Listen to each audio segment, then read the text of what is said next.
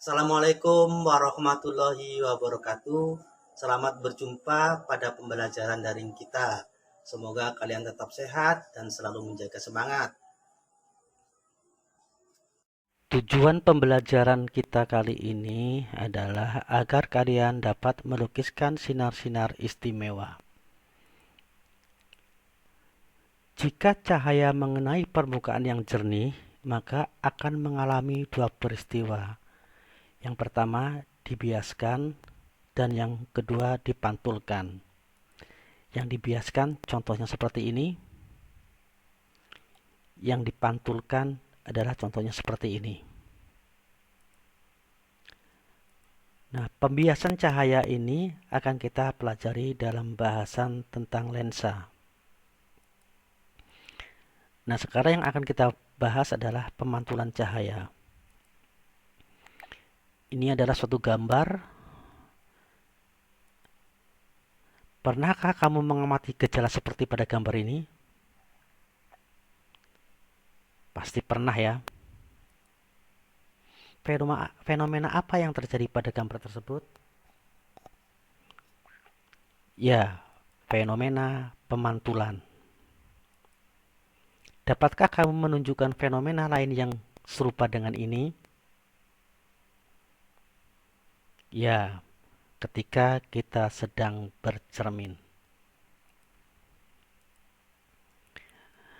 Ketika kita melihat suatu benda, maka kita akan melihat benda tersebut dan warna benda tersebut sekaligus. Suatu benda akan memantulkan cahaya yang warnanya sama dengan benda tersebut. Contoh, ketika kita melihat benda berwarna merah, maka cahaya yang berwarna merah tersebut dipantulkan oleh benda tersebut. Bila berkas cahaya atau sinar putih jatuh ke permukaan suatu benda, maka cahaya tersebut akan terurai menjadi spektrum cahaya yang tampak dan semuanya akan diserap kecuali cahaya yang sewarna dengan benda tersebut. Cahaya yang sewarna dengan benda tersebut akan dipantulkan. Sehingga kalau benda tersebut merah, yang nampak oleh kita adalah warna merah. Itu karena apa? Cahaya warna merah tersebut dipantulkan oleh benda tersebut. Nah, perhatikan seperti ini nih. Ada cahaya matahari yang berwarna putih ketika mengenai prisma, maka cahaya yang berwarna putih tersebut akan diuraikan menjadi warna pelangi. Magiku hibiniu.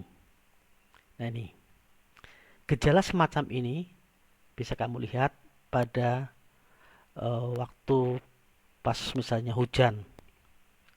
Pas hujan, pas saat terang, maka kalian akan melihat fenomena adanya pelangi. Itu merupakan cahaya putih atau cahaya matahari yang diuraikan oleh titik-titik air.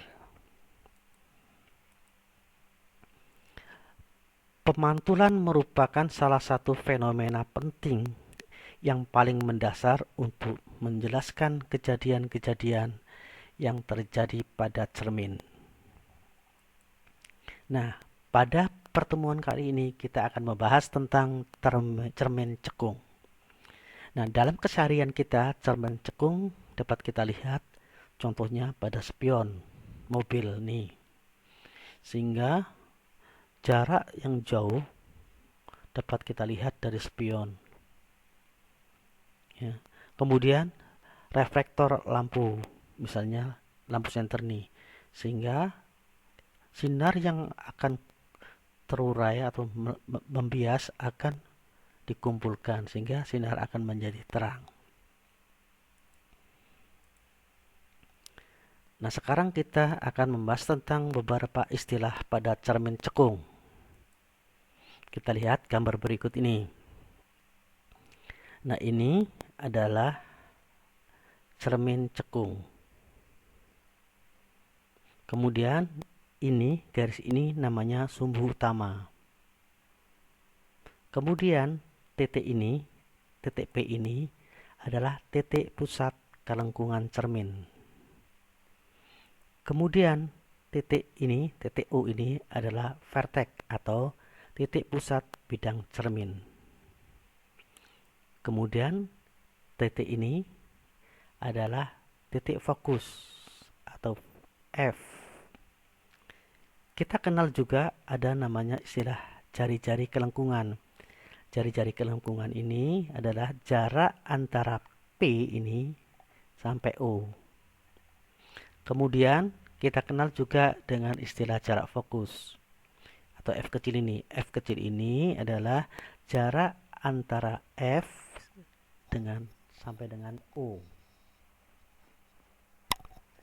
Nah, selain itu kita mengenal pembagian-pembagian ruang. Perhatikan baik-baik. Bagian yang di belakang cermin ini namanya ruang 4. Bagian antara F dengan O ini adalah ruang 1. Bagian antara P dengan F ini disebut dengan ruang 2. Bagian P yang belakang sini adalah ruang 3.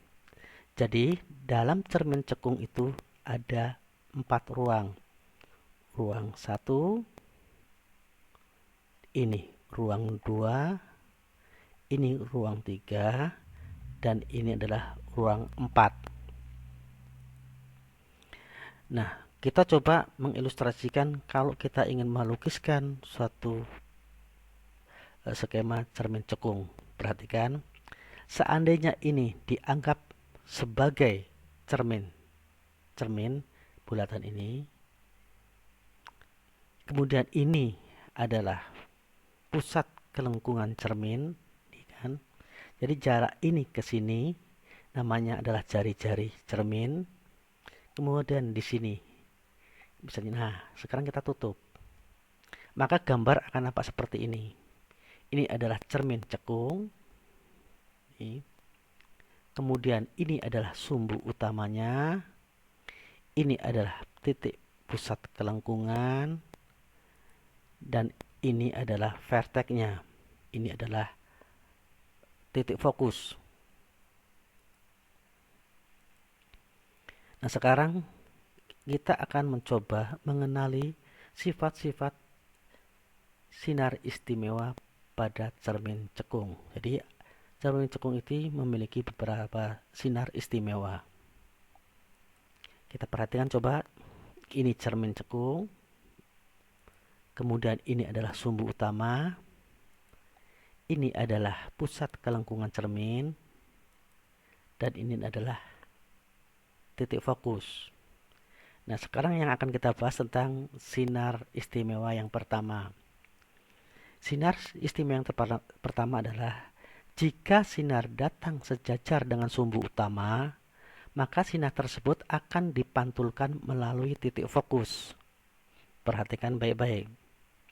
Sinar datang sejajar dengan sumbu utama. Nah, sinar tersebut akan dipantulkan melalui titik fokus. Perhatikan. Nah, jelas ya. Nah, sekarang kita lihat yang kedua.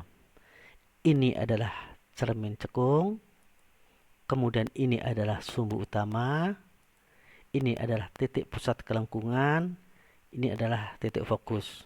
Sekarang sinar yang istimewa yang kedua. Jika sinar datang melalui titik fokus ya, dipantulkan sejajar dengan sumbu utama. Perhatikan, sinar datang melalui titik fokus. Ya, akan dipantulkan sejajar dengan sumbu utama. Perhatikan.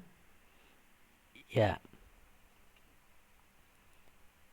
Sekarang yang ketiga.